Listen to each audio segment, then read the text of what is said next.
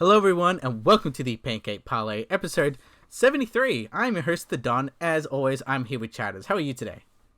I'm good. I'm good. How are you? I'm doing good. We're here for our second annual Weebcast. That's what I always call these things. We basically talk about anime 2 times a year. It's been a tradition. Because I feel like it obviously doesn't fit in with a lot of stuff that we talk about, like with TV show wise. So I feel like we condense it 2 times a year and about anime. So hopefully, if you aren't into anime, maybe give it some of this stuff a chance. Like, obviously, we're going to be talking about some main hitters and mainstays that you probably know about, like Dragon Ball, obviously. But, there's some really good stuff out there that if you give, I guess, anime a chance, it could be very interesting. Because I feel like there's always an anime that, I guess, normie people or people who aren't into anime would be like. Because I feel like, generations ago, something what was it called? Like, Death Note was kind of that to a lot of people, or Attack on Titan was for some people, like. Well, I mean, one of the first and foremost like animes that people kind of like in the West kind of got their hands on was Dragon Ball. I got like my cousin, he loved Dragon Ball, and I tried to get him to watch like maybe some other stuff, and I got him to watch Death Note, and he really liked it. But obviously, like I think like when you kind of look at anime as a genre, which I think a lot of people do, who kind of don't know much about what anime kind of like consolidates. Like there's a lot of different genres within anime. But if you're like an outsider looking in, you might look at it and it's just like, oh, it's either stuff aimed at kids. Every time they release some kind of Beyblades anime or the new Yu-Gi-Oh anime, or it's like extremely like eye candy stuff aimed at like people who want to see like anime girls doing shit. But speaking of Dragon Ball, I've been I think I'm a little bit out of date with watching Dragon Ball Super, because I've been watching the English release rather than the Japanese release. I kind of grew up watching it in English. And I remember when I watched the Japanese version, I didn't like the actress who does Goku's voice. That's that. Yeah, I can't handle that's it. a common theme with a lot of like animes where it's like, oh, the male hero is played by a female, but they just have that high Well, pitched voice.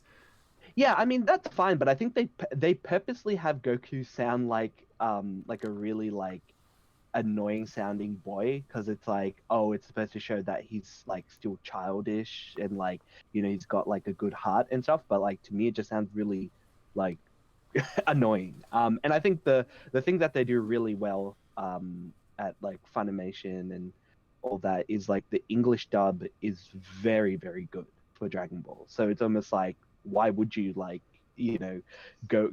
Why would I leave when it's so like the quality is really good? Dragon Ball Super is really good, but like it's kind of like it's already if you're interested in Dragon Ball Super and you want to kind of watch everything to the end, um, it is already all out, I believe, in the Japanese dub, so you can watch it that way.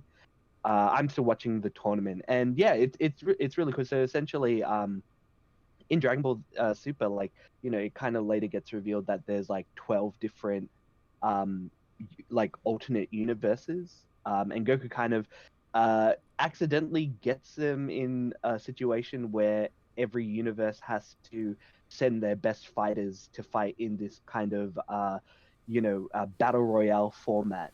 Everything's battle And royale these days. well, I mean, I think yeah, in a sense, right? But well, the thing is, they have to knock them off the actual tournament ground, and Oh, the we got a tournament arc. I love those. yeah. Well, and the thing is, like, the tournament, the universe that has the most survivors by the end of the countdown, that universe survives, and the other universes get destroyed. So that's the kind of that's a big like whoopsie that Goku did, and so they've had to kind of recruit everybody, recruit like the strongest fighters like in their universe, and it gives like an opportunity to have them fight against like a lot of other people and a lot of other contestants that you've like interacted with in the previous seasons, like universe. I think Universe 7 is like the main universe. and they've had an interaction with Universe 8. So there's a lot of like characters that like kind of come back, and do they work together? Do they survive? Who knows? I kind of like Dragon Ball Super. Obviously, I think I've had some complaints about it. I think initially, I think the animation quality was like really bad. Like, you could see like at the distance, like they kind of didn't draw the faces properly. And but like that's pretty common with a lot of like animes like on release. Like when they release them, the quality is bad. But when the like Blu-ray edition of the anime comes out, like they've obviously tweaked it and re-edited it and made it look good. Yeah, they got like That was touch ups. It's so weird yeah, how the anime like machine works sometimes, because obviously they've got these animators who've got to get this finished product on time, so there's a few budget cuts that they need to have, and it's one of those things. That's why some people, they really go full on out with the anime Blu-ray, which is like always like double or triple the price of like a normal Blu-ray season of a TV show. hmm But I think, obviously, like, a show kind of makes it or breaks it in Japan based on their sales. So I think that's the reason. Like, if shows kind of do really well in the Blu-ray releases, like maybe we'll get like a season 2 or some movie or some kind of release. But yeah, speaking of animes that haven't been like super good quality, I've been keeping up to date with another one called Boruto. It's kind of like the sequel to like Naruto. Oh, so burrito. It's I always call it burrito. It's just so close. Just call it burrito, burrito. burrito. Good old Yeah, burrito. I mean, well, I think it's technically Boruto, but anyways, it's not really important. The anime is kind of like I kind of feel obligated to watch it because I've been watching like I've watched all of like Naruto and Naruto Shippuden and stuff. How It many had episodes does Burrito have at the current moment? I want to say it's like it recently hit like 100, like semi recently. Yeah, so at the moment 116.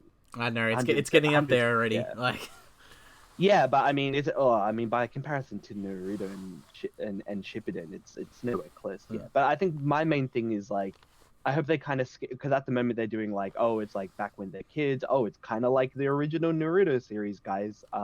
Whereas like, I kind of just wish they kind of skipped to like when they're older, because they already kind of did that at like the very beginning of the show. It shows like Boruto when he's older, and like all of like the villages like destroyed, and it's like, ooh, how did they get there? That's the thing that I care about. But yeah, I mean, I'm just kind of passively watching it. It's not really like a high priority. But speaking of shows that are a high priority, I've been watching One Piece. The recent arc of One Piece finished, and they've kind of like transitioned into the new arc, which is known as the Wano arc, which is kind of a big deal, I guess, for Japan, because it's like the one arc which is them set in an island which is basically Japan, like the Wano Kingdom. That's where all the samurais and stuff. And I'm pretty sure, like, I'm not actually 100% sure, but I think Zoro, who is like the swordsman in the pirate crew, like that's where he's from. But like, I never really put two and two together until I started watching. It's like, oh yeah, that makes a lot of sense that he's from there. But it's not like officially like said whether he is, at least not in the anime. But I think they recently had like a new director come on board, and the anime just looks beautiful. Especially like it's like the quality kind of changed. Like it has like that Japanese like feel to it, like the kind of the art from like old like Japanese artwork. Like it kind of looks like that in a lot of scenes, and they're obviously channeling like, oh, like you're in like a Japanese like kind of continent, so to speak. And yeah, they're all yeah, and all of them are trying to infiltrate this kingdom in order to take down the current leader of it. It's really it looks beautiful, and One Piece is just like kind of really consistent. If you haven't watched One Piece, there's a lot to watch, but there what is it, is like 900? yeah, like 900 or so. But the thing is, like, there are a lot of like OVAs, which are essentially original video animation. I think that's what they stand for. But They're there's a lot of basically just like condensed, correct? Like condensed like arcs into a yeah, very small amount. yeah, exactly. There are like certain characters that get like what's known like an episode of. So like for example, there'd be like episode of Nami, who's like the ship's navigator. Her episode is basically one of the arcs from the earlier series, but it's like the entire arc condensed in like an hour or so, and it's pretty good. So there are ways to kind of catch up in the show.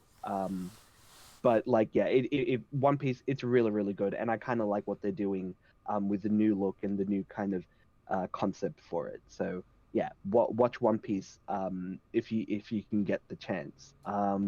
Another thing which I don't think you've seen is My Hero Academia Two Heroes, and essentially this is like the original movie that kind of came out for the series. It's set between season 2 and season 3 for My Hero Academia, and essentially All Might and Deku go to a like an artificial island where there's all these scientists and people like doing development on and research on like superhero quirks. Mm. And they get invited to go there and check it out, and obviously trouble ensues. But you also find out like the rest of the My Hero Academia gang are also there, like for their own reasons. Oh, like some of them got invited, some of them are doing like summer vacation work there. Oh, so we're gonna get like a And Hot Springs like episode, like every other anime. actually I don't know. Does My Hero have a Hot Spring episode? I There wouldn't will be sure. be. Trust me. Oh, okay. This is Shonen. It's gonna go on for like at least 500 episodes. There'll be at least one Hot Spring episode. I don't know. I think the thing is with My Hero is there's like a little bit more directed story. Like I can definitely see this going on for a while, but I don't know. I don't want it to go on like for forever. I want more shows to just kind of like have a good concept. But the thing is like My Hero does have a really good concept and a good story. So I can probably endure like 900 episodes of the stuff if they keep it interesting, that is. But yeah, I'd recommend My Hero Academia Two Heroes. It also kind of like builds up a little bit more of All Might's story as well, because I think in the latest season of My Hero, like he kind of has lost his like ability to connect to all All for one one. for all, It's all one for for one. all. Oh, it's all for one. No, all No, I well, think yeah, it's one for all. one One, for all, yeah, right? because One for all. it's Yeah, for yeah. everyone, He's a and good then guy. the other Yeah, one's he's the a, reverse. yeah, exactly. So yeah, like you kind of see a little bit more like All Might, like in his quote unquote, not his prime so to speak, but like still like being able to use his powers, and it looks really awesome. Like a lot of the set pieces and a lot of the fights that kind of ensue is pretty cool, and also has him like interact with like his old quote unquote American sidekick. So we get to see a little bit more of that. Yeah. But to kind of move on to something that we both have actually watched, Castlevania seasons 1 and 2. Yes. What did you think? Um, I haven't watched season one in a very long time. I remember watching it when it first came out, and I enjoyed it.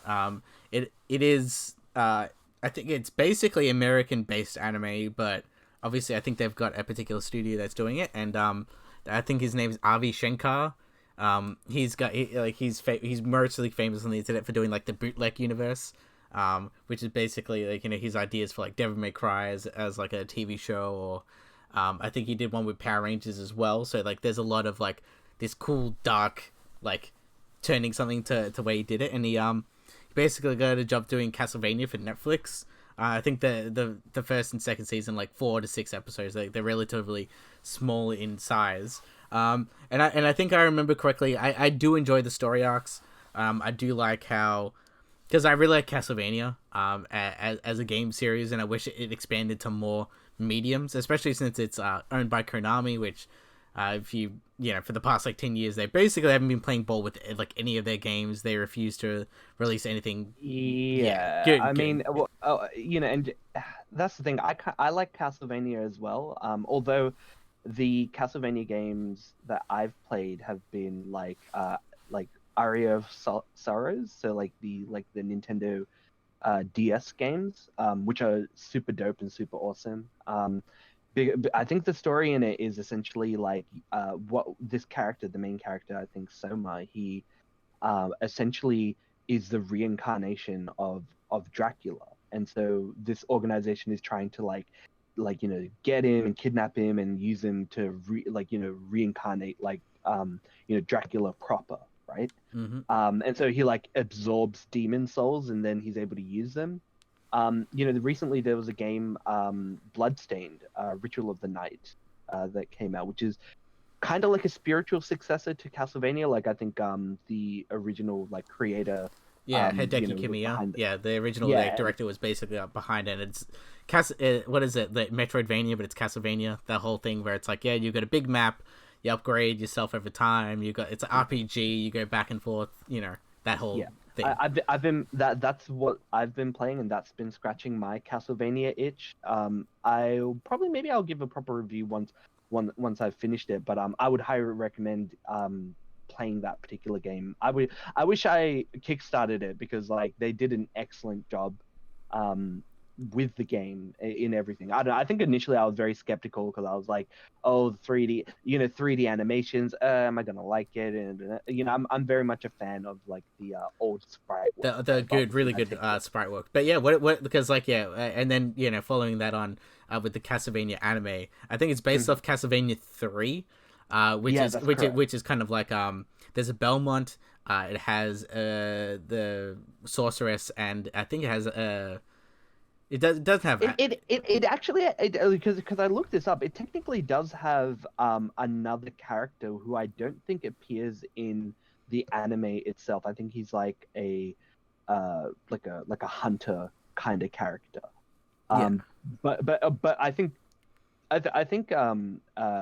Orklad is also in it as well. So he is like another character you can play. But yeah, the sorceress character does play a role in the anime as well. So I didn't know anything about like, oh, which game is this based on. I actually legitimately thought like, season one and two were based on Castlevania the first game because I hadn't played the original Castlevania or anything like that. But like obviously with Castlevania 3, it's technically a prequel, right? But it's like timeline wise, it's the first Castlevania. Yeah. um yeah, I actually really liked the anime, like from a story perspective, and a lot of the kind of dread that the show kind of like kind of puts out there. Like there's heaps of like demons. I like the motivation as well. Like again, it's like that whole thing which I say all the time is like, if you have like a good motive for the villain, you can kind of understand and like sympathize with him. And I think they do a good job at kind of I guess my kind of picture of like Dracula was always like this dude who was just evil. Like he kind of hated humanity. He wanted to kind of like rule the world. But they kind of frame it a lot better as in this series, like why he went down that path. And I think they do an excellent job at kind of showing that, and then also kind of showing the contrast with Trevor, who in this, Trevor Belmont, he comes from a line of vampire hunters, but he recently kind of lost, he's kind of the last Belmont because his family, I think presumably, they don't actually mention it, I think, in the anime exactly, but other than the fact that, they all got wiped out, whether from like hunting vampires or whether from the people who think they're like kind of evil because of the magic and the stuff that they interact with. Yeah, I think they briefly touch on it in the second season where because they find basically a Belmont's lair, and they kind of have all the cool, I guess, devices like the whip and everything like that, and it's really cool to see that in like an animated form, not just playing as a game, but it's an actual thing, because I feel like because the mythology of Castlevania is very much stoked into kind of like European folklore fantasy, demons and vampires and things like that, and I always really like that. And as you mentioned before, the show does have a lot of like cool gothic architecture and like really Yeah. great background work. I love always the music. I think there's one season in one episode in season 2 where they play, I think, what is it, Vampire Hunter, or like Blood Rain, or whatever the song is called, the very famous, one of the very famous Castlevania songs where they're fighting. I'm like, man, I love hearing this song, and they're fighting on it. Like I was like very fanboying Okay. at that moment, because I'm like, yeah, I love this song so much. But yeah, with that obviously being said, like I feel like the character models are pretty good, especially with the costumes and outfits. I feel like obviously maybe the one negative is just sometimes the animation isn't as fluid. I think, Oh boy. and I feel Yeah, yeah, I feel like that was my yeah.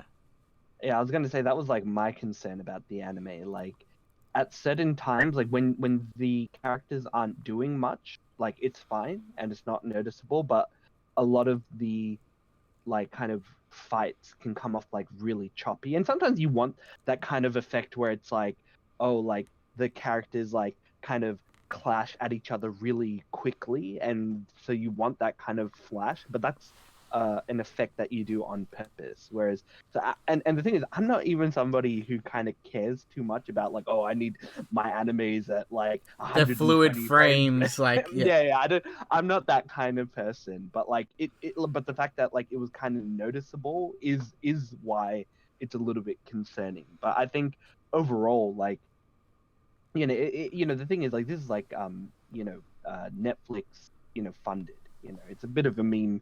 Having things funded by Netflix can be, the quality drop can be here and there. But I think like the overall you know goal was achieved with this anime, especially given that I don't think a lot of people really would have thought much about it, if that makes sense. Like, oh, Castlevania is really cool, but maybe the anime will be okay. I think this does a great job at showing the story, showing off characters, which, by the way, I don't think are super duper developed in the 1989 video game. Yeah, none of the characters are developed really at all. It's like even in the most recent games or like the 3D games, that's like the only really time they've ever tried to do something with the characters. They've just been like, yeah, let's kill like Dracula and stuff like that. But yeah, with the whole animation and stuff, like, yeah, it is what it is. Like, cause yeah, having fluid animation, especially with fights and things like that, that takes a lot of time and a lot of money. So obviously they have to cut some corners. And as we mentioned before, a lot of animes do that sometimes when they have to deliver a product on time, or if it's under budget or over budget. So yeah, I completely understand that they could do that, but like what it does sacrifice in that, I feel like when definitely the character models look really good, especially with the outfits. Sometimes they look really great, and yeah, the background artwork sometimes, like I feel like they put more attention into that rather than the, I guess, character models and how they move around. But yeah, obviously purists will probably hate a lot of that stuff, but I feel like it's still pretty solid. I'm assuming season 3 is coming out the like October, because they always come around Halloween time, so they'll probably just drop it like Castlevania season 3. Let's go. So yeah. It says that a 10 episode third season is greenlit, so that's like more episodes. Like that's almost as much episodes as both of the seasons combined. It's a really quick watch as well, because I didn't know that season 1 was only 4 episodes when I went into this. So yeah, it you were was just like, very oh, easy. that's like literally like not even like 2 hours. Yeah, exactly. So it was very easy for me to kind of go through this and break through. I hope it'll be interesting to see whether season 3 is going to be a continuation of stuff that they introduced in season 2. Like, there's a lot of like kind of bad guys who are still sneaking around after the death of Dracula, which I mean isn't that much of a spoiler, but it's Even really by the way, if it's anything like the games, for some reason it'll come back somehow. yeah, he'll come back exactly like yeah, like in classic Dracula fashion, right? My question is whether they're gonna like adapt another game, or whether they're gonna be adapting a continuation from season 2, whether it's going to be Trevor Belmont, and they're going to continue on from that. It's kind of funny because in a lot of ways, like, because it's like a character, these characters are essentially like trying to fight Dracula, who's like an immortal being. Like Dracula is always the same, but the Belmont family main character is always different. And it kind of reminds me of another anime that I've been watching, which is JoJo's Bizarre Adventure. But I'll get into that in what would you say to people who maybe they don't know much about Castlevania, but they're kind of interested in dipping their toes into like an English anime, because this is on Netflix. This is very easy. Yeah, I think this is like mainstream. this is very like, I think very open and very English, and I feel like yeah, I feel like it's pretty much anime in, I guess, in its like, I guess, look, aesthetic wise, but I feel like very much this is like an English take on it, probably in an American studio or something like that. And I feel like this is probably an easy way to go through it, because like yeah, even if it was, if it could be very much seen as a cartoon, but like a very adult cartoon. I feel like, you know, I don't think there's much stigma, as there was with cartoons, as there once were probably about 5-6 years ago. You know, pretty much nearly everyone watches Rick and Morty, for example. So I feel like this is pretty much, you know, you see this as an adult cartoon. It does have adult themes in it. You know, there is blood and there's like things like that. So I feel like this is very open, especially when if you're into something like a Van Helsing almost, or you know anything got to do with like magic or monster lore. Pretty much Castlevania does have that, and you know that's something that I wish they kind of push more into, especially in the anime. But I feel like yeah, as mentioned before, this is a very open anime, and you can very much start with this, and you know it is very short, and you know see if you like the story arcs and where the characters go. So I feel like, yeah, everyone should give a watch to Castlevania. Something that I've also been watching, which is somewhat new, it came out probably only a few months ago, which is Carole Tuesday. And that, no, this is not about months and, I don't know, people's names. Carole and Tuesday are the names of two girls who are living in Earth. Because, you know, this is set in the future and, you know, people colonize Mars. And much like a lot of what people speculate is that all the rich people go to Mars and all the poor people stay on Earth. Okay. Yeah, that, you know, that whole thing. And basically this show is about two girls. One's kind of from the slums. One's from a richer neighborhood who moves to the city by herself. And they kind of get together almost. And basically what they do is they just start a band. And the show, I think, is about 12 episodes. And it's just basically a show about two girls trying to break to the music industry. So it's like, you know, hiring a record producer to, you know, hiring the first live performance, or trying to make a music video, and, you know, making sure it all looks cool and things like that. So that's basically the show. And you're just like, okay, but is there much plot to it? And I'm like, yeah, that's basically the show of seeing these two characters as well as their supporting cast, you know, going together and making music. And they do have really good music performances as well. Like, you know, with a lot of music stuff in anime, you're just kind of like, yeah, I don't know. Like, especially like OPs are a big thing. But as well as the music being part of the anime, I feel like some people yes or some people no. For example, an anime that I really like called Beck. I really love that anime, and that's about like a band, basically Americana rock band. And I feel like Carole Tuesday kind of encapsulates that as well, but in a weird sci-fi, you know, fantasy world in the future, where there's just, you know, two girls, one's, you know, electronic, one's more like acoustic guitar, and they all kind of mesh together. And I think it's pretty much bittersweet and pretty good viewing, I guess, like affair, because the main guy who directed this is the same guy who did Cowboy Bebop, Samurai Champloo, Space Dandy. So I always liked his stuff, and I always give it a look. And yeah, I really enjoy his stuff. Especially, I think he's also really most well known for also his visual style. You know, characters do pop. You know, there's some really good colors when you watch this anime. You're like, oh man, that's a really beautiful looking scene. Or, you know, this character model looks really good against like this color. And they basically play along with a lot of that. So yeah, I think I suggest Carole Tuesday. I think this is also on Netflix as well. I think Netflix. Oh, okay. I think they don't own it, but I think they have the distribution rights for the English dub to be on Netflix. So yeah, I feel like this is one of those things where you can check it out. It's not like hampered by, you know, subtitles or dubs, whatever you may do. You know, it's English, so you can enjoy it. And just see, because it's less of a dramatic affair, and it's more just like people having fun. You know, it's kind of like a cool. new age K-On! Yeah, I was actually just about to ask whether there's any similarities to K-On! Right?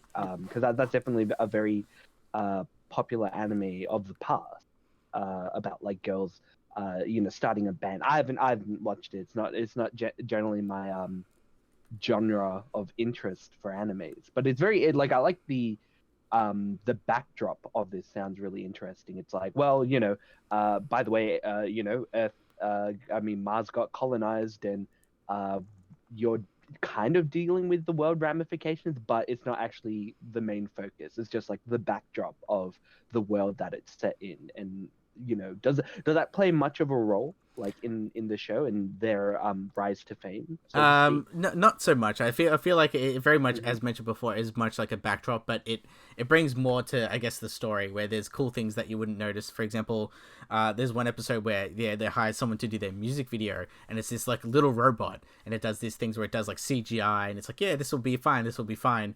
And then later on in the episode, apparently there was a thing of like, yeah, people are making these fake spam bots that are scamming people, being like, they'll make like music videos or make commercials for you, but they're very like low quality and they're basically scamming you. And then later on in the episode, they're just like, what the hell? Because like they show the music video and it's like green screen, and it's like people getting cropped out, things looking really bad, like on purpose. And I feel like, you know, it has cool stuff like that where it's like, you know, in the future, you know, music is done by like music videos are done by like AI, or like you know, one of the side stories is one a really famous, I guess, girl who has all the money in the world. You know, her mum pays for everything. She's kind of signed on to a record company to sing, and instead of her personally singing, they put her in a chair.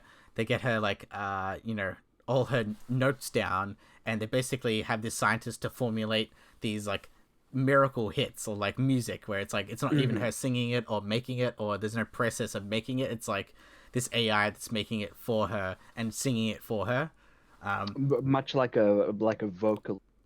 yeah, pretty much. And I think that they kind of push that there, and it's kind of, you know, I guess in the end, if you want to think about the themes of the show, it is very much of like, you know, what is music, like, you know, how it's made, you know, how like you know, fame, how does that affect you, popularity, and you know, just kind of things like that, you know, like you know, the very very rich people versus the people who are making it legit, especially in this high science futuristic type of world, like to them, what is music and what feels natural. So I feel like that's basically the kind of feeling and premise of Carole Tuesday. So if you are interested in something like music and, you know, what you think music is, and it's also very quite funny at times, I feel like, yeah, everyone should just probably go check out Carole Tuesday. But something that is, I guess, not as happy or like very, I guess, dark in a sense is The Promised Neverland. This show is I don't know. I really like this show. I don't know how to talk about it without spoiling things. I don't know how far we want to go with this. Oh, look, these animes have been out for a while, so you know, if you haven't watched it, like, it's, sorry if we give too much spoilers here and there, but well, I guess the basis for Promised Neverland is you know, you're in a world where like you know, there's orphanages, and we're kind of centered around like an orphanage, where the kids are kind of you know, growing up, and they get like adopted by people. But the big reveal is that the kids actually don't get adopted. They actually get sold to be eaten. But how they're sold is based on how smart, like how delicious they are, so to speak, is based on how smart they are. So Because it's all about like that brain. yeah, exactly. Which is kind of weird, because the brain isn't too tasty. But you know, but that's beside the point. You know, we don't know what these kind of futuristic aliens or these demons. We don't really know, like in the anime, so to speak, like who exactly they are. I feel like Other, my whole theory is just kind of like there was a war between like these alien monster things and like humans, and basically the humans lost. And then like I don't know, like 500 years later, all the history of like this like pretty much got wiped out. So they had all these camps of like farming camps of these kids, and mhm. they have just no awareness. I feel like that's what's really exciting about Yeah, this. It's just very much the world is very interesting. Because yeah, basically the first season is kind of like them in the orphanage trying to escape, and kind of it's basically kind of like the Great Escape almost. It's like, you know, they're like they reveal their plans to certain people. You know, more people get more wind of the plan. They're just like, oh, so someone's a mole. Like, who there's is always the a mole. mole? Yeah, you know that. Yeah, there's a lot of really cool things that happen in the show, and like the show's really like great animation, great concept, interesting characters.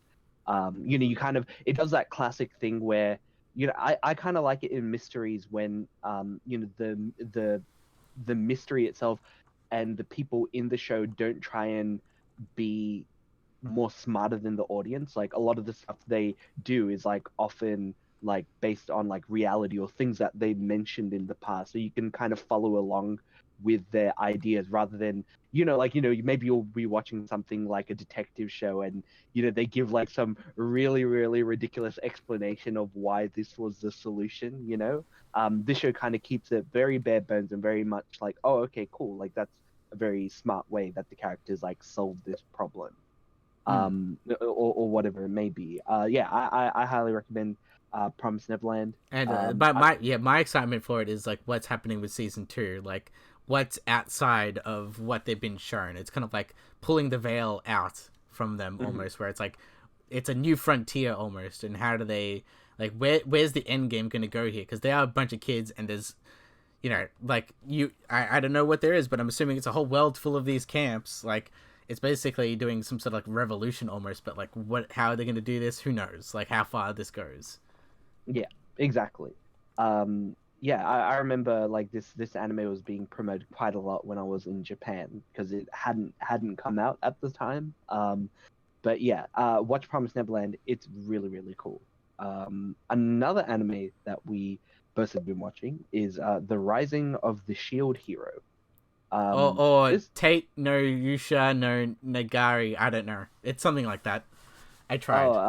let me try. Tate no Yusha no Niragari. I think that's it. Well, that sounds a lot better than what I just said. But yes, all the Well, rising of the shield here. yeah, the Rising of the Shield here. Um, I remember this anime being quite controversial when it initially came out, and I think mainly because of like the premise of the show, which I'll go into. Like, so essentially, this is like okay. So here's the thing: It's an I'm not a isekai. big fan.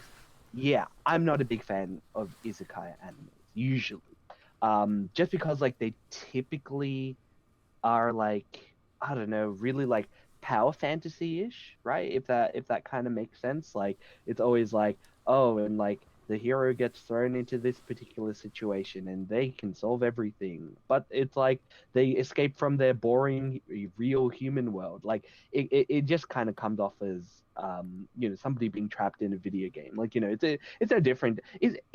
Sword Art's technically an isekai, Yeah, right? Sword Art is pretty much the definition of an isekai The anime. definition, yeah, Yeah, okay, and yeah. I feel like that's why a lot of people hate them now, or especially well aware of the genre, because it's like Sword Line was big, and it's kind of like almost like, and I think a lot of the criticisms of what you have as an isekai pretty much fits into the mold of what Sword Art Online did, where it's like somehow Kirito has ultimate god powers that no one else could possess in the whole of the entire anime, and like defies death and shit like that. Like Yeah, nothing kind of really based in something. yeah. Like my previous like interaction with watching a like an isekai, is ReZero. I don't know if you've watched that before, Don, but Yeah. essentially like it's basically a very similar thing, but it kind of flips the isekai genre on its head. Like essentially the concept of ReZero is a guy, he gets transported to a magical world, sure, um, but then like when he dies, it's kind of like Groundhog Day. He kind of like comes back and like the whole day like begins again. And so he's trying to figure out like, oh, why do I restart? Like, is it always going to restart? Is there a way to kind of break the cycle? And it's him kind of it's kind of like a combination of like an isekai with like Groundhog Day in a way, right? And the character trying to figure out, oh, like, what's going on, or can I use like my experiences in my previous deaths to kind of get the one up in this particular event. Whereas this anime, very very similar in terms of like being a little bit different from like a usual isekai genre, because the main character, so essentially heroes transported from various places into this magical world, as it They don't as really they all explain say. it that well, but it's like it doesn't really matter as much. It doesn't matter, yeah. Like, oh well, I mean, I think they kind of get into it a little bit, but it's not really important in the main state, like the main purpose for the anime. But essentially, there are four cardinal heroes as they're referred to. And each are kind of given like a unique weapon. Like, one of them has a sword, another one has a bow, one of them has a spear, but the main character, he has a shield. And and this is the kind of thing that I hate, because it really, they kind of, again, they flip this like not too long after it gets revealed. They kind of say, oh, like the hero that has the shield, he's like the weakest. He's the weakest hero. He can't do anything. He can't even use a weapon. He can only use his shield.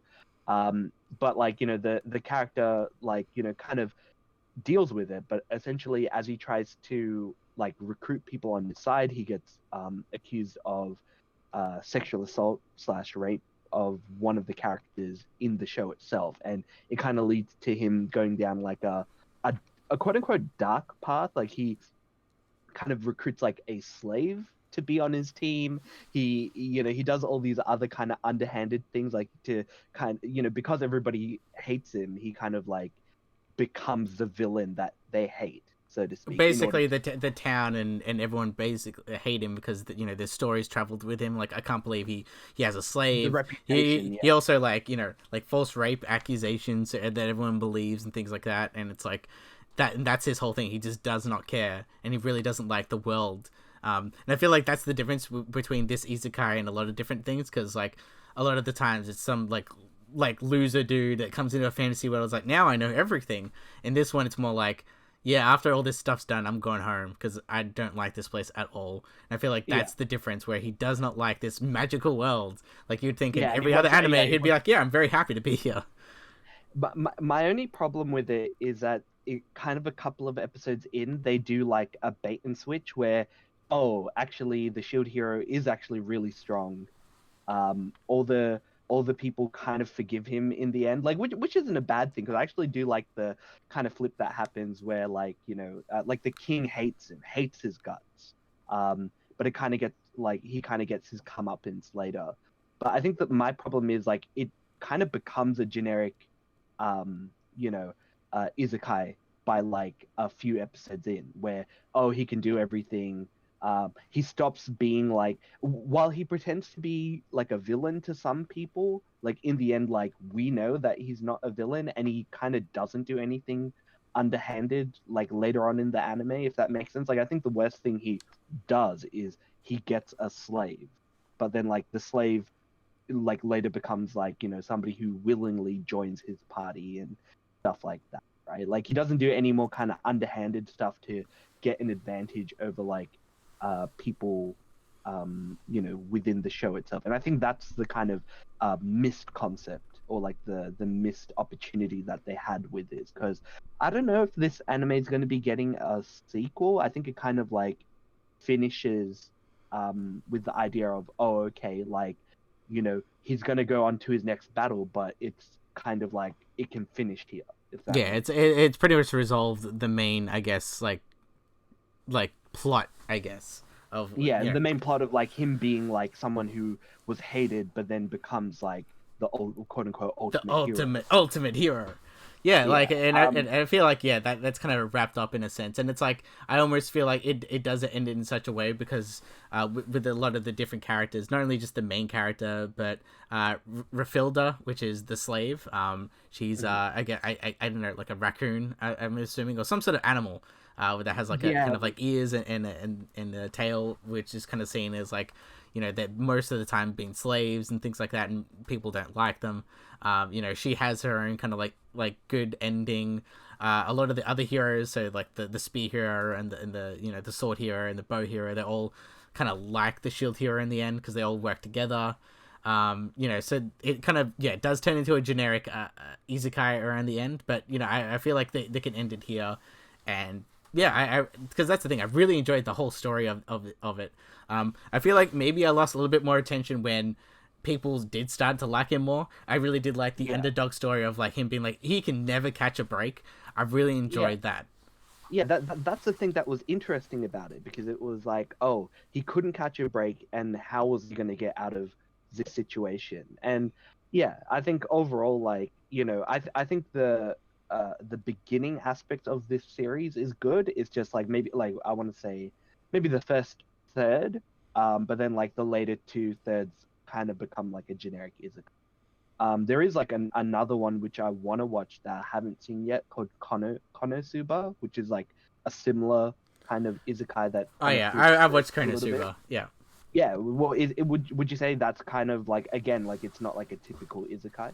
Yeah, it pretty much obviously it has the isekai tropes, and I think that's Mm, part of the show. But it is, I think first and foremost a comedy show. So you mhm. have these characters, they're transported in this world, but especially I think the first episode or first few episodes like really encapsulate the world, really well because they have this whole thing where it's like you're in a fantasy world, we'll do whatever we want, and they have this like live, do jobs, repeat kind of cycle, and it's like a really like cool amazing scene what they do with it. But yeah, it's I really enjoyed Konosuba as well, and I think it's up to its third season. I haven't watched anything else past its first season. Okay. But yeah, it has its followings, and people like Konosuba, so it's one of those things as well. Like I would suggest Konosuba, as well as Rise and the Shield Hero. Isekai wise. I don't know. It doesn't get unfortunately, Rising of the Shield Hero doesn't get my seal of approval just yet. Although like I guess the controversy. I mean, I think last time we did an anime episode, the big controversial series was Goblin Slayer, which I do recommend. Um, and I think I think that show's getting a movie as well. That's coming out, like an But original what about a movie. season two? Well, I mean, we'll just have to see. Well, I mean, the fact that it got a movie is kind of incredible. I did not expect that to happen. Although I have been reading the manga, although that everything that's kind of happening in there is pretty slow. But speaking of other animes, I've been also watching One Punch Man season 2. Have you seen season 1 of One Yes, Punch yes, Man? season one. Yep. I Yeah. have not watched season two yet. Yeah, I mean, look, from what I understand, like a lot of people are kind of disappointed with One Punch Man season 2. Like, I don't know. I think I think because it's done by a different studio, it isn't getting the same like fidelity or animation fidelity that the last season got. But I actually really like the concept of the new season, so to speak. Like the story is good. Like I don't think the season quality, like the quality of the anime, like kind of went down that significantly. But maybe I'd have to go back and watch season 1. But essentially, like One Punch Man, it's essentially very similar to My Hero Academia in a way, where it's like a world full of superheroes, but it's framed in more of a comedy sense, where the main character, he's called One Punch Man because he can defeat any enemy with one punch, and most of the time he's kind of like holding back because he kind of feels like he's too strong for everyone, but the rest of the world doesn't really know about him because he's kind of keeping everything like a low profile. And yeah, the main character Saitama, he in this season he like wants to learn more about fighting, so he joins like a fighting tournament, like a martial arts tournament under a false name, in order to see what true martial arts is. But in the background, there's like a hero hunter who's essentially like a guy who hates heroes, and he wants to kind of defeat every single main hero, and kill them more or less. So it's like kind of like a superhero serial killer. Yes, At the very, same very, time, very, very close to My Hero Academia. at the same time, the monsters in the show, they're kind of coming out from underground and recruiting people to join their ranks. And it's kind of getting revealed that, oh, there's actually like really really strong monsters that exist on Earth. Especially after the events of the first season, you kind of think, oh, where's all the monsters? But now they're all coming out of the woodworks, and they're recruiting heroes and villains and giving them like, I think it's called like a monster cell, and if you eat it, you get like, you become a monster basically. So there's a lot of kind of really cool stuff that's happening there. I like it. It's kind of worth watching if you enjoy like the comedy aspects of the show, because it's more or less like what you think it's going to be like. Kind of like what it was for One Punch Man season 1. Like, it's all the other characters having to deal with all these creatures, and, oh, are they going to defeat him? How is it all going to happen? And then One Punch Man comes in and resolves the plot, so to speak. So, Because so there's not really much. yeah. So I gotta ask a question. So a Mm. lot of people in the anime community do not like this season two. Is the main reason just because of the animation? I think so, because I don't think the story is bad. Hmm. But I mean, again, like I haven't looked up the like the A forums or like anything like that, like in regards to what people have exactly said. But my understanding is like a lot of people are very like kind of disappointed with how the show looks, which I can understand. Like, if you kind of go in expecting like, if you have an expectation for a show to have high quality and it doesn't give you that, like of course you're gonna give it like a bad rating because you've set your expectations. Well, not you have, but rather the show itself has given you the expectation that it's going to continue on with the quality that it originally gave you. Like I can definitely understand, like like in another show which we're going to talk about, Dororo. There's an episode in that where it's just like the animation just kind of sucked ass. Um, and you kind of it's very noticeable. But like if you're going in thinking it's going to be good and then the quality is bad, I can understand people being disappointed with season two. But I don't think it's the plot that's bad in the show, because I like the plot. Again, they have like all the original characters, even like explain like one of the top like fighters is actually not like a strong fighter, and it's like done in a very comedic way, and it's really good. So I recommend season two of One Punch Man. But like yeah, like people have said, like maybe the quality isn't as good. And so if you can bear that, continue watching it. But I don't think like it's passable or anything. I think it's more than passable. But yeah, I that's think a just lot of my. people are just salty, right?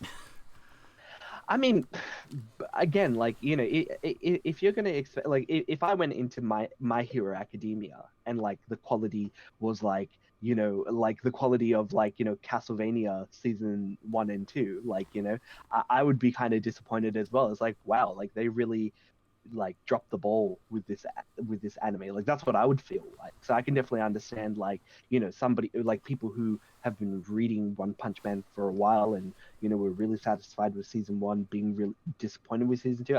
I can get that, but I don't think if you enjoyed the story of One Punch Man, I think definitely they do an excellent job on it. But although I haven't read it, so I don't know whether or not its quality is 1 to 1. Sorry, whether the story beats are 1 to 1. Yeah. But I recommend One Punch Man. I really enjoyed it. Hmm. But yeah, an anime which I just mentioned, which we've both watched, Dororo. Yes. So this anime is actually based on an old anime from I want to say the 60s. Well, it's actually based on a manga like from a while ago, but it already had a like a anime adaptation. But this is the kind of the modern adaptation for this show. So essentially, it's about a greedy like lord of a country um who that's stricken with like famine and poverty. Because the gods weren't heeding his call, he makes a pact with demons to give him like power and wealth for him and his land. And he's willing to sacrifice anything.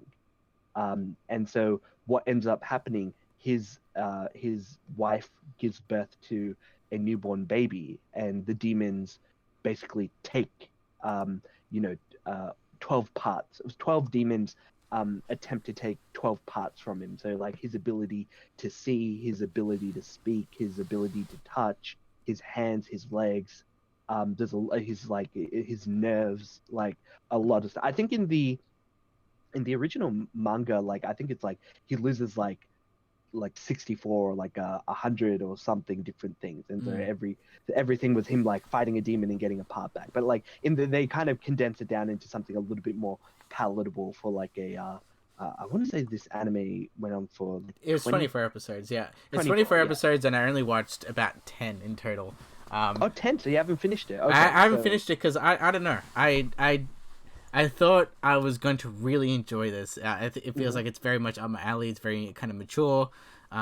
I really do like the look of the aesthetic of it. It Mhm. reminds me of, I guess, like, I don't know, early 2000s anime when it wants to be dark or whatever it is. I don't know. I just felt kind of bored almost with it. Mhm. I think Yeah, I that was mean, my type of thing. I didn't feel the drive to continue to watch the show. I think that was my problem with it. yeah. Well, the thing about this show is, so like kind of the basis of what the show is about this boy, like, so essentially he manages to quote unquote escape, and one of the demons doesn't manage to take everything from him, or his, like, I guess his life, like his essence, right? So he's still alive, like, despite having all these kind of disabilities, and he gets raised um up, and he has like a wooden like hands, wooden legs, and like he kind of uses them to like kind of fight. I kind of really like he's got like blades that are within his actual arms, so he has to pull off his arms to use his arm blades. Yeah, And it's kind of, that's a really good cool shot when that happens. It's like, yeah, yeah, and man. so and so he's kind of going town to town, and around like this area to fight demons. And every time he like kills a demon, he gets like a body part back, so to speak. And yeah, like, it kind of explains in the anime, like, oh hey, how can he fight demons? How's he even able to see? Like, they kind of explain that in the show, and he kind of comes across, Dororo, who is the funnily enough, the show is named after this character, but then they're kind of more of like a side character. It's So like it's, naming Naruto Sasuke. yeah, in a sense, right? Because the main character is called Hyakimaru, and Dororo is kind of like this, like an orphan child who um kind of comes across Dororo, and like kind of follows him around and tries to help him with, like, fighting demons and stuff. But a lot of this show has to do with, like, him, killing off these demons in order to get his body parts back. But the consequence of it is, as he's killing more demons, like, the whole reason why the Lord, or his father, like, kind of made a pact with the demons in the first place, was to give the land prosperity, and to have, like, the farms, like, produce rice, and have all their armies being strong and stuff. Like, by him killing off all the demons, there's consequences that happen to the rest of the world. And so there's a lot of, like, philosophy, and counter character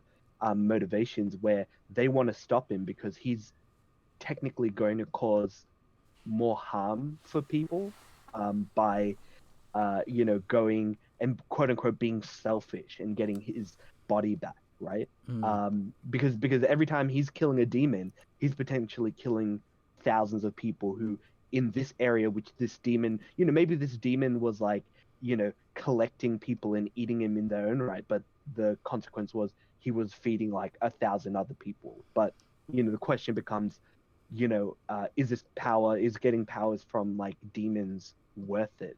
Um, or is Doro being selfish? And it's kind of like the clash that he has with, his family. Like, he has a brother who he finds out about, and he starts hunting him.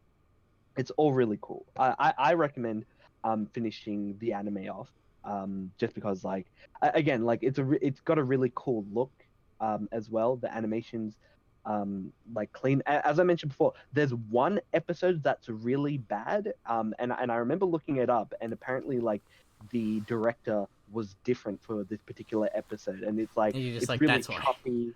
Yeah, yeah. I mean, from my understanding, that's the reason why, and from what people have said, like, yeah, this director, like, his animation direction is like really random, because it was just jumping from certain points, like, and not transitioning it well. And there's this one shot, oh my god, when I saw it, I laughed. It's like, there's a scene where the main character Hakimaru, he's like running through a forest, but it's like really choppy, and he's like kind of slowly moving across past these trees. It's really bad.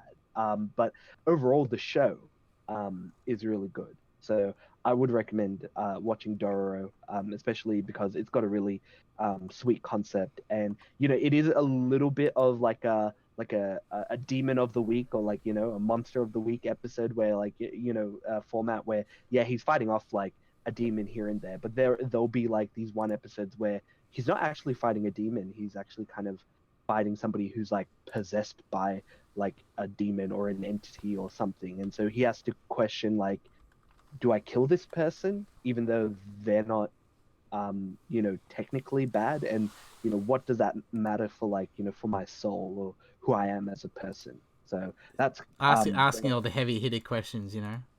yeah, exactly. But yeah, like I guess like you would you say like you got bored of the show's like format, or just like you kind of didn't enjoy the story?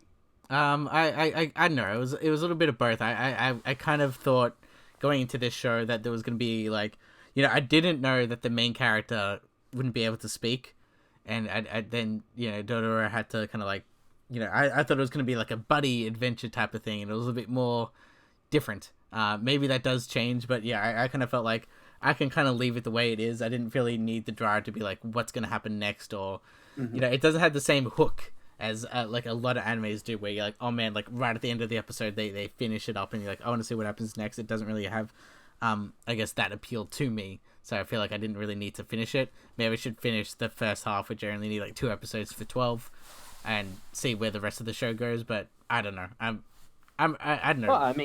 Well, I mean, to be fair, there's like a lot of anime, and time on this planet is oh so limited. So we don't all have time to make effort, especially if it doesn't, like, seriously, if it doesn't catch your attention, just don't watch it. There's a lot of anime coming out. Speaking of animes that have come out, Attack on Titan season 3. Now, have you seen?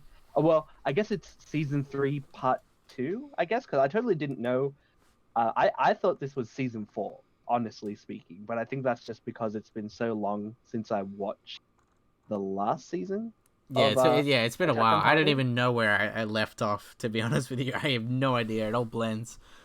Yeah, well, the thing, I won't spoil too much, but essentially, it's like this season kind of so Attack on Titan season 3 part 2, or whatever you want to call it. Like, essentially, the goal of this season, like after the events of I guess part 1, where it's like they were trying to overthrow the royalty, who was essentially trying to control the human population from not knowing the truth about the Titans and the truth about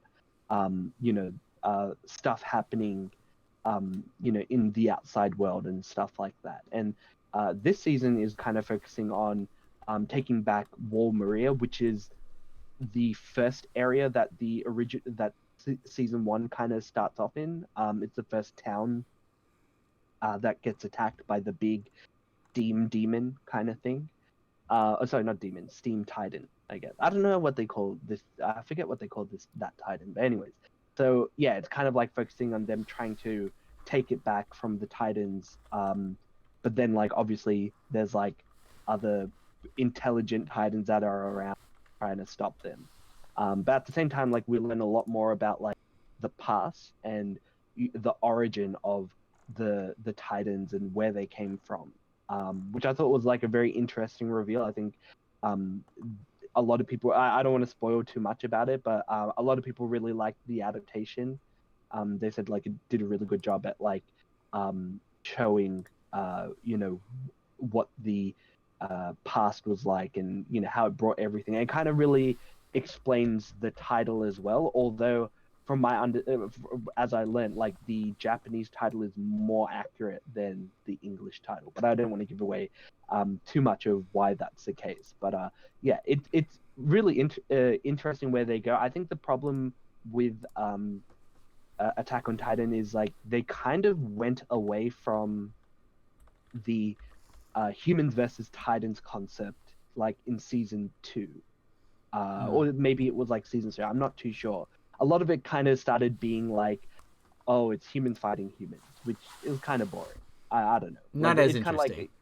like we were talking like off air before the podcast started, and it kind of I would mention like it's kind of like zombie TV shows, right? Like when it's the characters kind of interacting with zombies, it's interesting because that's what the show's about. But then like obviously for drama, like it ends up being like, oh, it's humans versus humans, and the zombies end up becoming like a little bit of like a backdrop. I kind of find that like in shows like that, like maybe the majority of the show should be like humans versus zombies, and then like maybe towards the end it should be about like humans versus humans because they're trying to find like the cure or the um I don't know, like this should be some kind of finality when you're kind of focusing on non-zombie related stuff, you know. And Titans are essentially like, an analog for zombies in the show. But yeah, like if you enjoy Attack on Titan, I liked season 3, part 2. It has a lot of really interesting stuff that kind of gets revealed that kind of opens the gates for what's going to happen in the future of the show. So I recommend that. I just can't believe it's still going. That's Yeah, I basically mean, the whole thing. yeah, I mean, I mean, I haven't like looked at any like related media. Like there was like the live action TV show. Sorry, not TV show, movie. Apparently the games are pretty good. Like that's the kind of cool part about Attack on Titan is you running around in your cool, steampunk like jet propulsion. I guess. What did they call it? I think they were like all-terrain gear or something. Yeah. And So, yeah, using that to like chop titans. Like that's half the fun of watching the show. Hopefully that means like I guess next season might be like the final season, but we'll have to see moving forward. yeah, I feel like it's losing steam, much like their Jets. Yeah. But Yeah, much like. yeah, very much so. But yeah, an anime that I've been watching that is only 5 episodes in, which is very interesting. Trust me, it's the weirdest title you could ever think of when it comes to an anime. Dumbbell nan kilo moteru, or if you like the English title, how many kilograms are the dumbbells you lift? Do you even lift? Do you even lift, bro? That's not there, but do you even lift, bro? Do you lift, bro? So this is a very weird anime, but I for some reason I really enjoy it. I have no idea why. It's the weirdest concept where it's just basically a bunch of girls doing exercises. So anime waifus doing exercises. So yeah, I guess if you like anime girls doing exercise, this is your thing, and I kind of enjoy it because it's not only them doing exercise and them doing whatever. The whole point of I think the show is kind of like semi-educational, so it's kind of like Okay. so it does have these things where it's like, oh, if you lift your weights during this hour or like do this exercise, this will kind of help you out a little bit more. So it's kind of like this semi-educational show of like, this is how you I don't know, get jacked, I guess. Yeah. Okay, so what you're telling me is if I want to get jacked, I need to watch these little girls lift weights. Is that what you're telling me? Yes, that's basically Okay, because it kind of reminds me of another anime that came out, I think like a year or two ago. I think it's called Geico-chan, and it's like it's kind of like. Oh, is that the one about like the anthropomorphic like blood vessels? And, Oh like... no, that sells No, at not work. that That one? was sells at work. I think it's like something Geico-chan, I think it was, and it's like this anime that like episodes like 12 minutes each, and they're kind of like these informative things of like, but they phrase it in kind of like a narrative sense of it's almost like a PSA about like sex. So there's these bunch of girls in high school talking a bit like, oh yeah, what is this all about? And it basically one episode's discovering each individual thing, and it's just like it's very odd, I guess, anime stuff, but it works. Is it an actual anime or is it just like... No, it's an anime. I swear to God, it's an anime. Oh. So it's the I thing. mean, honestly, I wouldn't be surprised if it was like Japan's attempt to try and get the population to have sex, like if that makes sense. Yeah. It's their kind of like roundabout way of doing it, but okay, that's pretty interesting. Yeah, it's very interesting. So yeah, this dumbbell show is very odd, but hey, if you want to see, Yeah, because people... like isn't like kind of like the main character is like a fat, like because it's more like a comedy, right? Like that's kind of what the show is. Yeah, it's got that kind of like kind of type of humor to it as well. So it's like it's entertaining in that very much so. It's not just the look of everything. I feel like it does have I think I like the sense of humor of it. Yeah, because it's like what the main character like gets made fun of for being like fat or something, and then like there's like a Russian character who's like a rival. Like I haven't watched it, but I've heard about it. It seems interesting. Yeah, it's just a fun time. If you just, it's like that's basically where I kind of place it. It's just like it's not going to revolutionize anything, but hey, it's something, Hmm. So yeah, Okay. go watch it, people, if you want to see dumbbells. Yeah. Okay. Can you repeat the name of the animes? Okay, I'm gonna do the English one because it's the best title of all time. How many kilograms are the dumbbells you lift? Do you even lift? Like it's like double question mark. Like Yeah, it does sounds interesting. All right. Another anime I've been watching, which actually came out this season, is called the Japanese is Kanata no Astra, but the English is Astra Lost in Space. So essentially, it's about a group of is in the future, 2061, and essentially, we have space travel, and people kind of go on trips and stuff, and it's centered around like a camp, like a school camp, where a bunch of kids are going to go off, teenagers go off, and they're going to have like their first space camp. Kind of like what space camp is in America, but quite literal, right? A literal space camp, where they're going to go and they're going to camp there for like 5 days, and have fun. in Problem is, space. in space. Problem is, when they kind of arrive on the planet, they get sucked in by this, I guess this like black hole, this like this weird phenomena, and they get transported like into space, um, above like a completely different planet, and essentially like the show kind of is, I like to think of it as like a Star Trek anime, because it's now about these kids having to try and return back because there's a ship nearby, and they're trying to figure out, oh well, if we have to get back, we have to go to these planets and try and like forage for food, and like deal with the fauna. Like for example, like in the last episode, they ended up like on a planet, and they found out that like these giant mushrooms are the kind of like the alphas on this planet, because they produce this spore that can this deadly spore that kills you, right? Mm-hmm. And so it's them having to tackle these certain foreign, alien, quite literally alien concepts, and adapt to the environment. And then you also interact with like a lot of the characters and their particular niches. But a lot of the characters are pretty like stock standard. There's like the headstrong like main character. There's like the super smart dude with glasses. There's like the kind of annoying like hot cold girl. Like there's like the aloof character. They're all there. But I like that they have their personalities, but they're all very useful in the context of like this spacefaring adventure. Animation's really cool, story's really cool, characters cool. Oh, and also one of them might be sabotaging their adventure and trying to kill them all. Oh man, I love that mystery. Like, yeah, I think I've heard about this anime, but I think I was waiting, uh, for a little For bit the more season to come episodes out. to come out Yeah. because I feel like people were like, it's a really interesting concept, and I want to see if they execute it in a good, interesting way. Would you Mhm. say that they've kind of is kind of going in that way? Because yeah, the whole point of the sabotage thing is kind of intriguing. Yeah, I mean, I've been liking the show so far. Like, it's kind of tropey in the way that like, oh, it's like, they haven't had a beach episode yet, right? Or a school fair episode yet. But I'm sure like given all the tropes in space, like if you enjoy, shows like Star Trek, or we both enjoy like the Orville and things like that. Like this will kind of scratch that itch if you also enjoy, the anime format. I mean, that's kind of like how I felt about a lot of shows. Like, what is a Western TV show or a Western like comic or idea that I like, and does it have like an anime equivalent?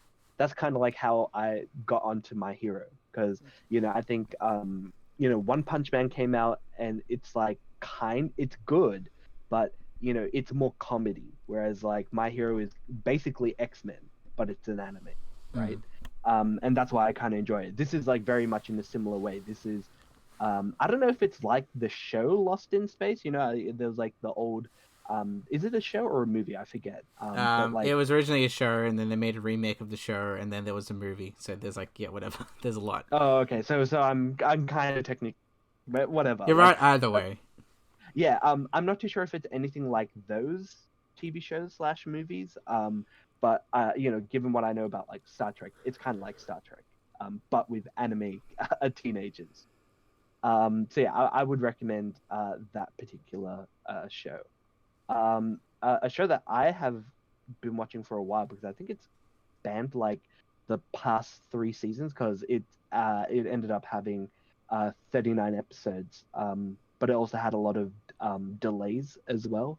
And it's oh well, are we doing are we doing the anime versions of it? So Jojo no Kimi no na Boken Part 5, Ugon no Kaze, also known as JoJo's Bizarre Adventure Part 5, Golden Wind. Either way, it's still Um, a long title. it is, but well, it's the fifth iteration of the series.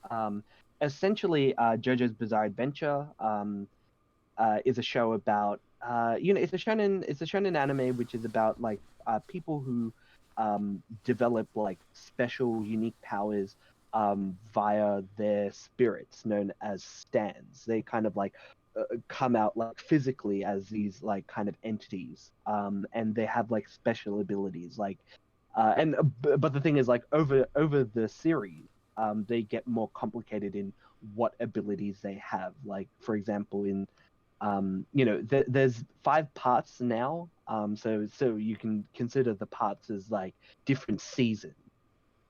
So in the part 3, which is when they originally introduced the stand concept, it's essentially like, hey, this character has the ability to light things on fire, or this character has the ability to stop time or something like that. So, and as the show kind of further progressed, they all got like more complicated with their abilities. But in this show, in this season, it's basically set in 2001. So I think a lot of the shows are kind of span over certain decades. Like last season was set in the 90s, and the season before that was set in the 80s, 70s, I want to say. Part 3 is kind of the most famous one in Japan because again, it's I uh, think in general, I feel like most of from what I know from person who isn't like as versed in the JoJo world, I feel like part 3 is pretty much the one that I think the one that gets most of the attention. yeah, and that's mainly because it's like the one because in the like so the overall story is kind of about a guy who becomes a vampire, Dio. And it kind of introduces the concept of like anti-vampire fighting techniques, right? But you know that's where the similarities with Castlevania come, right? You know, it's essentially like having to deal with the vampire Dio and the ramifications of him becoming a vampire and all that kind of stuff. And so it spans like there's 6 parts, but sorry, there's actually 8 parts, but the first 6 is kind of is set in one universe, whereas season 7 and 8 are set in like a different universe, so to speak. But it's kind of getting a lot more esoteric. But the point is, this season is kind of based around the main character, Giorno Giovanna, who joins a gang in order to stop the gang leader or the boss of this Italian gang, because it's set in Italy. So it's perfect for someone like you, Don. Yes, Um, yes, needs to be done. and essentially like he joins the organization, the mafia organization, in order to take down the boss of the mafia in Italy, in order to stop the drug trade. That's literally the character's motivation. But the problem is nobody knows who the boss is. Nobody has ever seen their face before. And a lot of the characters, like being the main characters which the show's set around, is they're all stand users. So the big belief is, oh, he's probably a stand user. But what is his ability? Who knows? And it's all about kind of exploring like the boss sending assassins to kill them, and then also trying to protect his daughter because his daughter is kind of quintessential in trying to find out who his identity is. So the show is like very very strange. That's kind of like what the show is like, or the manga is in general. But I think it It does is an called excellent Bizarre job. Adventure in there, It so is.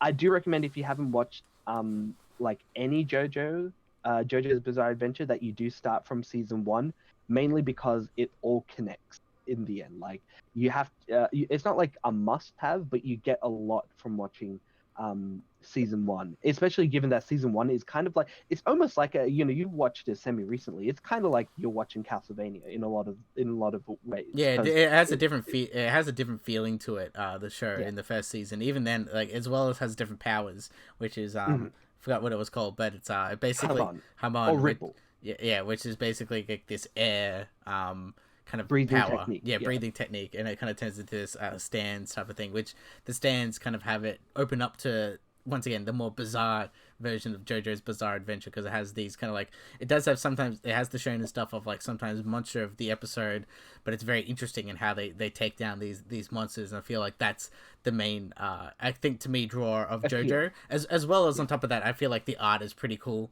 like it's very different, as Mhm. well as the colors that they use. It's very, I don't know, it's something weird about the art that I really like. It's very colorful.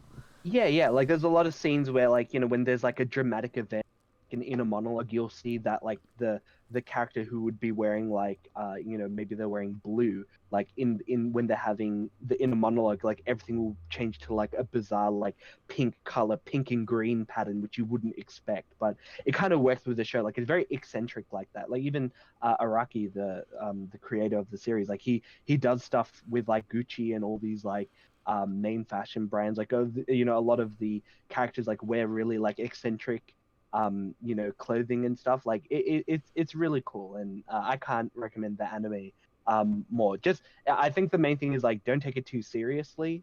If you want something that like makes sense all the time, like this isn't the show, but it does a good job at being an anime that at least keeps you entertained and keeps you invested. Like every time there's like a cliffhanger in this show, like I always kind of feel like, oh, how are they going to get out of this? Whereas like with some other shows, it's kind of like, ah, yeah, they'll be okay. Next episode, who knows? Yeah. So yeah, I really recommend JoJo's Bizarre Adventure Part 5, Golden Wind. Yeah, absolutely. That sounds pretty good. And I guess shonen anime that is relatively new, and something that I think there's only about like 18 episodes, so something that you can catch up on, because compared to everything else, the last two things we're going to talk about, you can pretty much catch up on pretty much straight away.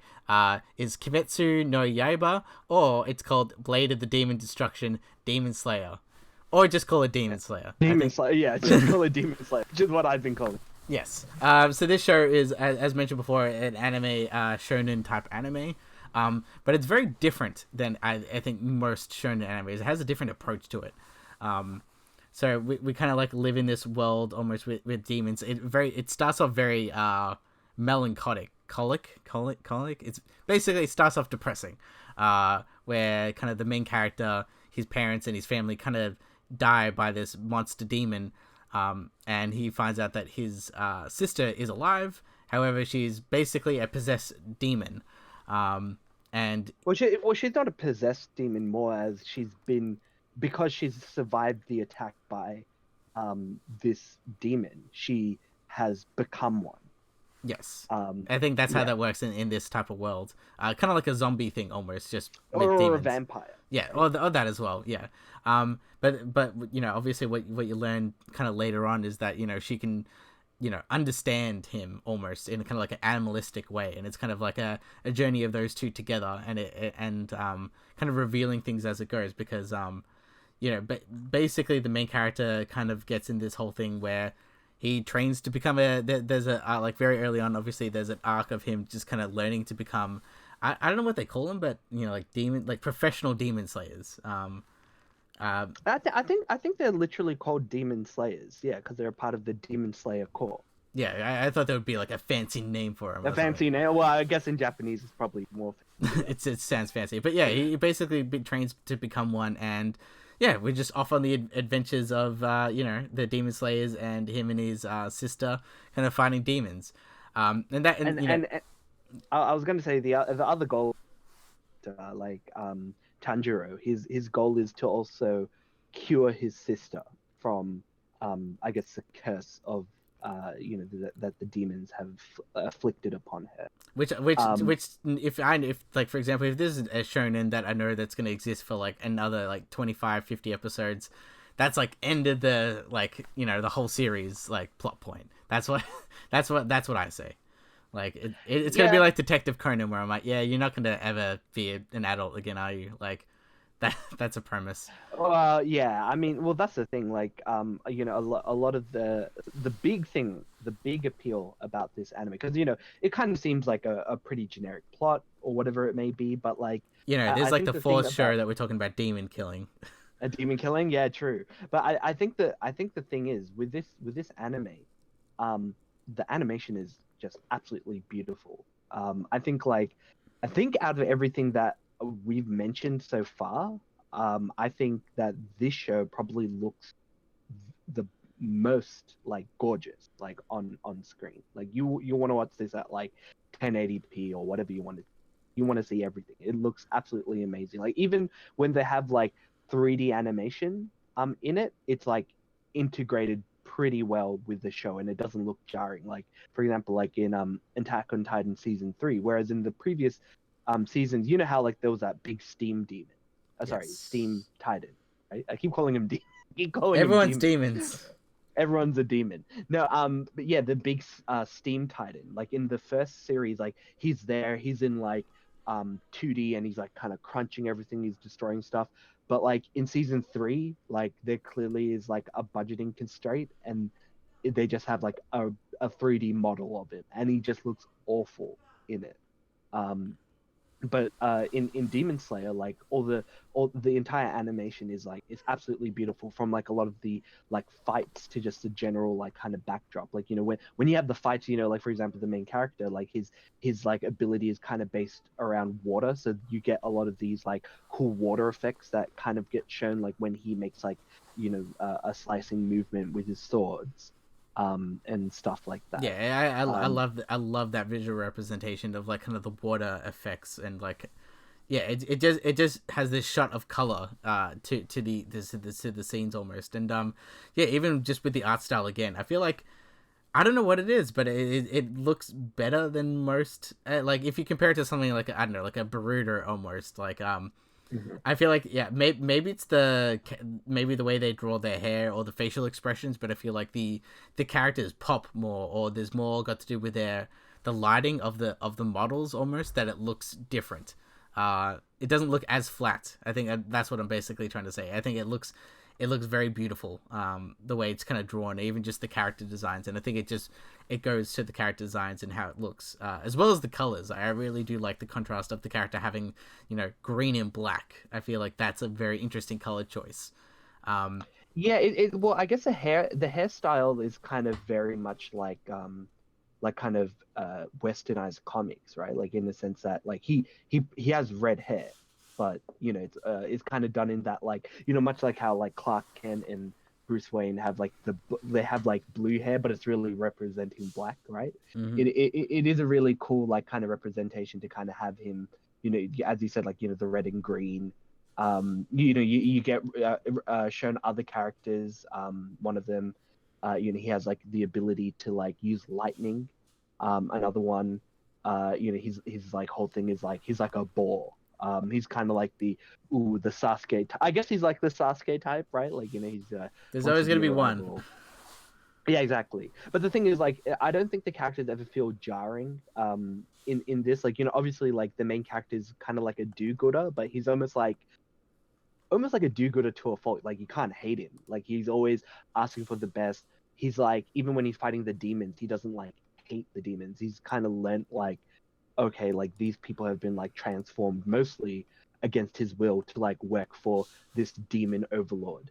And as they try and hunt down like the 12, I think they're called like the 12 moons or whatever they're called. Like It's like a essentially like syndicate, which is yeah, basic. it's just Yeah, that work for like in a way it's almost like you're describing vampires, right? Like in a sense, because this guy just kind of the main big bad, like he's kind of controlling this, and the main character which, turns by it the way, into can I kind of point out the elephant in the room? He's yeah basically what looks like Michael Jackson. He's basically Michael Jackson.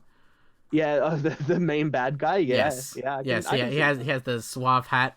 kind of has like a semi look to it. I'm like, that's like Demon Michael Jackson right there. Well, yeah. Well, the thing is, like, what's really interesting about the show is like the setting, because it's like it's set in a period where, like, yeah, they still have like vampires, but you still have like, but everybody's kind of dressed proper and they'll wear suits and hats, and it kind of has like some Western influences, but at the same time, when focused around Tanjiro and the gang, like it's very much like a traditional, like, samurai, Japanese style.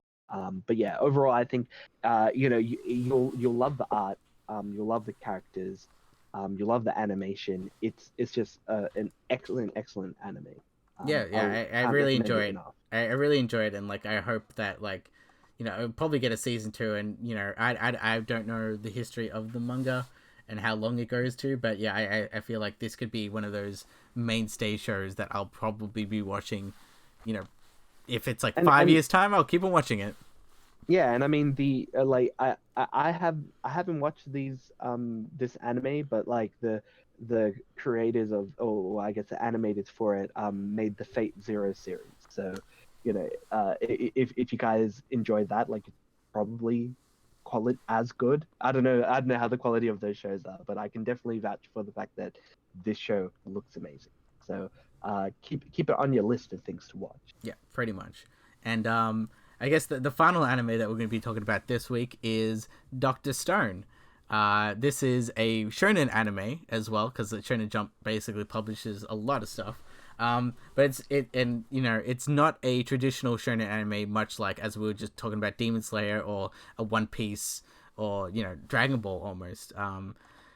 Basically, the premise of the show is that Earth, for whatever reason, for an event happened where Earth kind of the inhabitants kind of froze into stone for about, I think, what, 3.3 I thousand think five hundred years or something like that. I think 37. Oh, 37. Or No, was no, it no. Yeah, 3,000? Yeah. 3,700.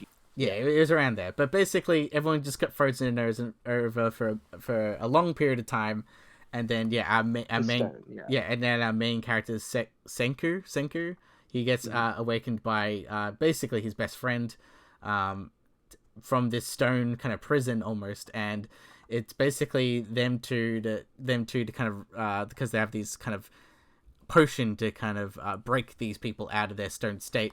And it's basically up to them two to kind of rebuild civilization, or and kind of strategize on who do we use this potion on next, and for what reasons.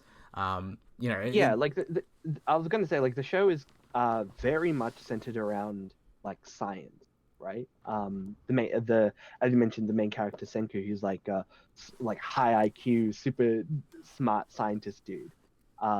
And yeah, his kind of goal, I guess, is to try and, like, everybody's been, I think the technical term is petrified, although they don't say it in the show. I only know this because of my background in Dungeons and Yeah, Dragons. Medusa, getting Yeah, everyone to yeah, stone. Medusas and other creatures turning you to stone. Yeah, so, like, everybody's been petrified and turned to stone. And through science, he's kind of figured out, like, oh, like, we have to kind of use a combination of nitric acid and alcohol.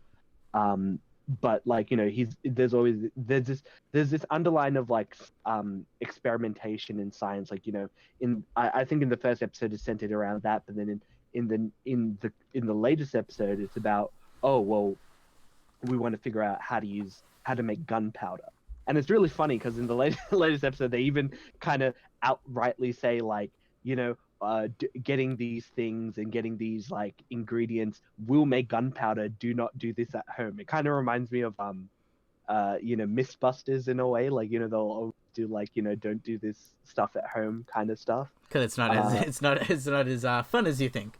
Um, well, yeah, like, as they even say, like, many people have blown off their arms trying to make gunpowder at home. So, like, it's definitely trying to get people not to do it in real life. But it's very interesting to learn, like, in the context of the show. Very much like how you mentioned with that other anime, where you kind of learn as you're watching the show.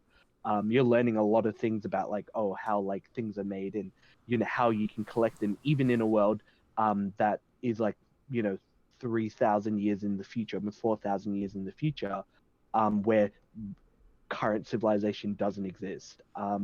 yeah, Uh, it's quite interesting. yeah, I really like the justification when he was getting the gunpowder, where he was kind of basically saying like, oh yeah, like we're going to be skipping like 1.9 million years off the evolution chart just by having gunpowder almost. Because it just Mm. makes things a lot easier in that respect. And I think that's the interesting part of this. There's a lot of cool, interesting parts of this show. For example, I really like the characters and how they mingle together between the two characters. As like the two main characters, we have the love interest, which I'll see where she goes further. There's not much of her as of yet. Um, Okay, so fun fact. So I was like looking, watching the show, and I'm like, man, she looks really weird. Like I wonder why. Like, because they showed like a few like female characters, and they all kind of look the same. And I was thinking, man, like I wonder why that's why, like, it just kind of like was there at the back of my mind, like, yeah, they kind of look weird, but maybe the artist can't draw like, I say, I don't mean to say can't draw, but it's like, there are certain, like, comics, for example, where some artists like can't draw feet or can't draw like certain characters unless they all look like beefcakes, or like they all look like one dimensional, in like all the female characters look the same. So I kind of tossed it up to there, until I read that, like, I'm pretty sure the artist for the Dr.Stone manga used to draw for hentai. So that might explain why some of the female characters kind of look the same, which I kind of found hilarious. that's a very interesting fact. Thank you Yeah. for that. Yeah, but basically, yeah, this show, I feel like to me, I'm very excited for this show. This 4 episodes in, and I'm already hyped for it, and I still want to watch more and more of it. Because one of the episodes that I think they have in episode three, is they have this, the potion to wake people out of their, petrified state, is that they pick a guy with the most brawn. And he has the muscles. He can take care of people. He can kill animals. Give him like food and kind of do tasks really quickly.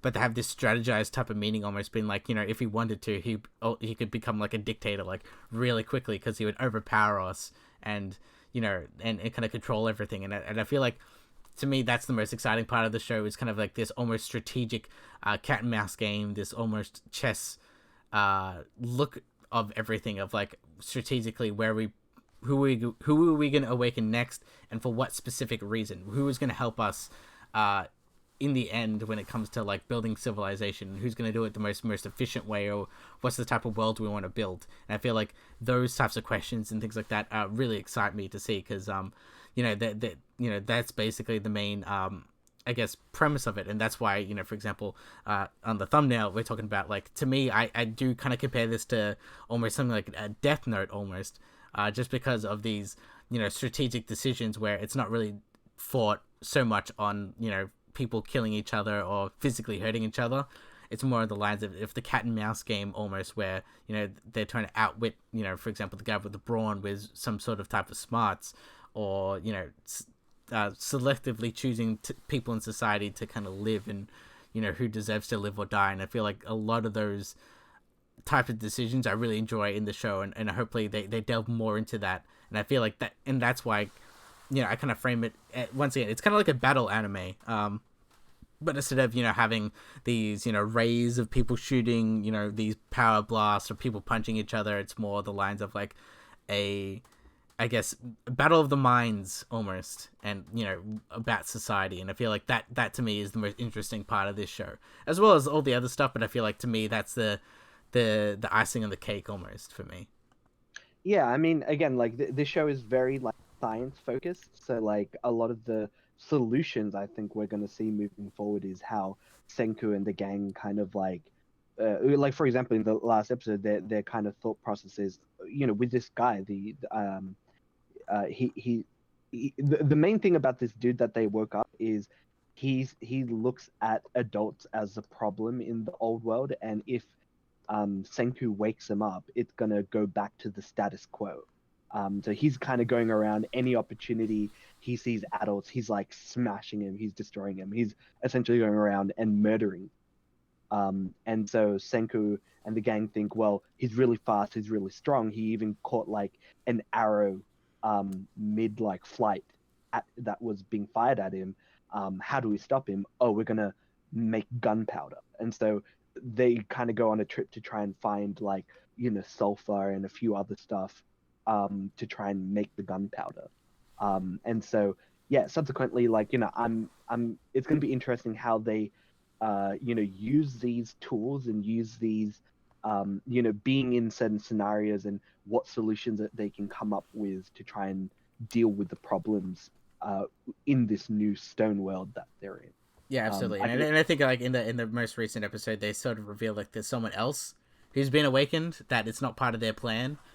So I feel like that could be an interesting part of contention as well. Yeah, exactly. Again, it brings like a lot of elements as, oh, maybe like, oh, this, like, how did this person get awakened? Is there more people? Is that gonna influence, the outcome of their goals, or is it going to be another antagonist that will, prevent humans from, coming back into society, so It's to kind of like a speak? reverse like zombie thing almost, where it's like like we want to rebuild society, but instead of all these things trying to kill you, it's more like who do we pick, and if there's people out there, like what do we do with them? So it's like Yeah, I mean, I guess it's the thing. The big gimmick in the show is that there's only like that everybody's just been turned to stone. None of the or outside of like some birds that they believe like whoever released this kind of petrifying gas or ray or whatever it may be, they were experimenting on birds first, and then they experimented on people, like to turn them into stone. So maybe we might find like the person or the organization or the aliens, who know, who turned everyone to stone. And then that's kind of like what the main focus will be. It's going to be turning everybody back from being petrified, and then it's going to be trying to figure out who did it and can we stop them. That's going to be really interesting going forward with this show. So there's a lot of potential. I think that's the case with a lot of these shows that we've mentioned. There's a lot of interesting concepts, but they're in the format of Japanese animation, and I think that's really cool. yeah, Japanese animation is really cool, guys, and hopefully you've been enlightened, and maybe you'll watch like one or two of these shows, and maybe give anime a go for once. But yeah, with that being said, that's us for this week. Remember, you can always listen to us on Spotify, iTunes, our website on Libsyn, and we stream live on our YouTube channel, Marketing Movies, under the Pancake Parlay. So until next time, maybe Henry Cavill can, be a voiceover for an anime. Who knows if he's open to that, doing that. But until next time, see ya. Gotcha.